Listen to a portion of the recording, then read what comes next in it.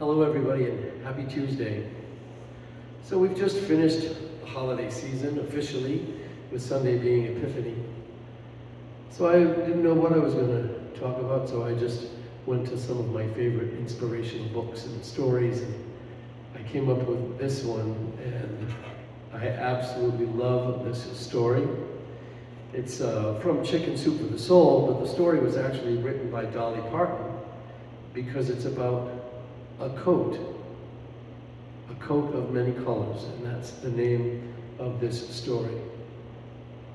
And there's a thought before the story begins by Charles Swindoll.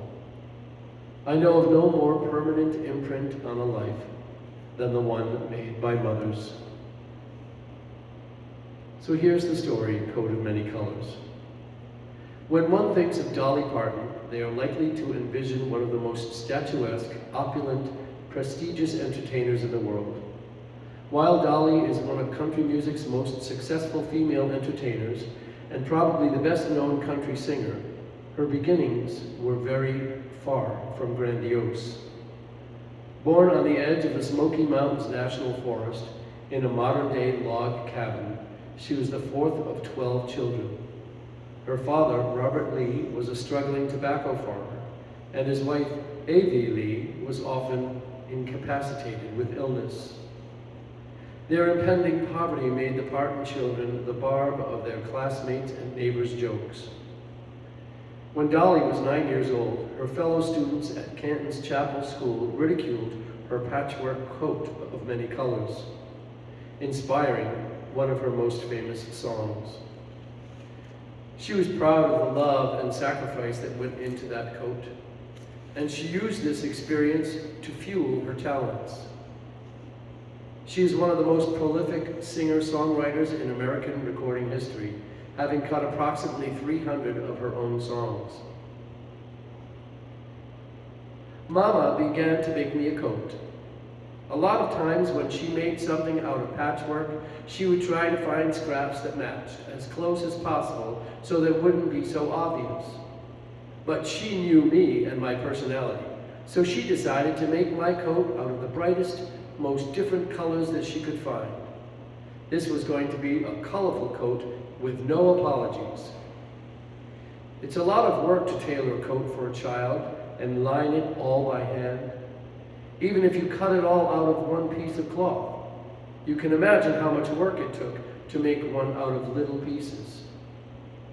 I knew she was making it for me, so I watched her almost the entire time. She told me the story from the Bible about Joseph and the coat of many colors. Joseph's coat was given to him as a sign that he was loved and special. And I felt the same way about mine. I watched how she folded every edge of every little piece under and sewed it with close stitches so that there wouldn't be any ragged seams. When there are so many kids in a family, you can imagine how a mother's time has to be divided among them. So to see my mother spending this much time to do something just for me was special indeed. As soon as it started to look anything like a coat, I would beg her to let me put it on, and I would strut in front of the fire in it like some kind of patchwork peacock. I could tell the other kids were getting jealous, probably not so much of the coat as of the attention I was getting from Mama. I started to understand how Joseph's brothers got so jealous of him that they put him down a well and sold him into slavery. Aside from Denver, I don't know if any of the other kids would have actually sold me off into slavery, but I could easily be in for a few spiteful pinches or hair pullings. I didn't care. After all, it was me they were being jealous of, me and my beautiful coat, and it was beautiful. I remember the night Mama finished it. I wore it around the house until she made me take it off, and everybody got sick of telling me, with my none too subtle prodding, how beautiful it was. That night, I almost never got to sleep. It was worse than Christmas Eve. I couldn't wait to wear my coat to school the next day. It wasn't really cold enough for a coat yet, but Mama let me wear it anyway. She could see it was no use trying to dissuade me, so off I went down the path lickety-split. It's the only time in my life I ever had been anxious to get to school.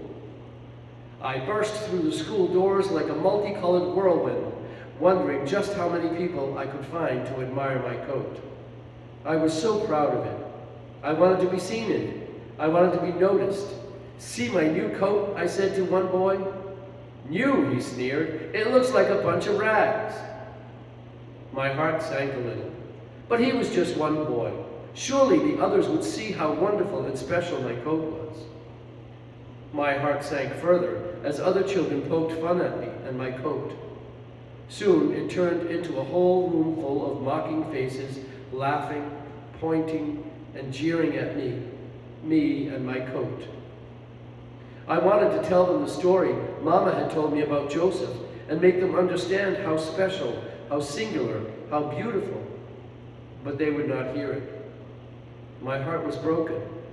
I couldn't understand the cruelty, the ignorance that made them laugh at me that way. The teacher came in and noticed I was being picked on, so she tried to help. "Don't you want to put your coat in the cloakroom?" she suggested, but I would not. They would not shake my pride in my coat, my love for my mother, my faith in myself. I would not have it. I would sit there and be hot and wait them out. I would wait until school was over and walk proudly from the building wearing my coat like a banner of pride.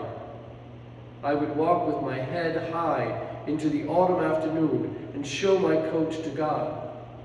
He would know how special it was, how special I was. He did. He liked the way it complemented his evergreens and the rich brown earth of the path. He watched carefully to catch glimpses of it from his side of the clouds as I marched proudly home. He loved the way it looked on his Dolly Parton. As painful as it was, that experience at school that day was a blessing, a great blessing to me. It was what inspired me years later to write the song that has become my signature piece, A Coat of Many Colors. And it's still my favorite song that I ever wrote or sang. It also was a big hit, and that did a lot to help me forget that early pain. You know, this is a beautiful lesson to not let what others think change how we feel about something that we are proud of and that is something special to us.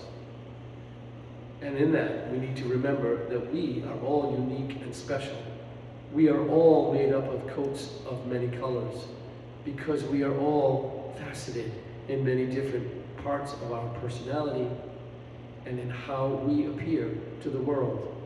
God made us just the way we are, and He loves us just the way we are, and He loves you just the way you are. So however you think about a coat of many colors within you, be proud of it, and love it, and love God while you're doing it. Have an amazingly beautiful day. God bless you.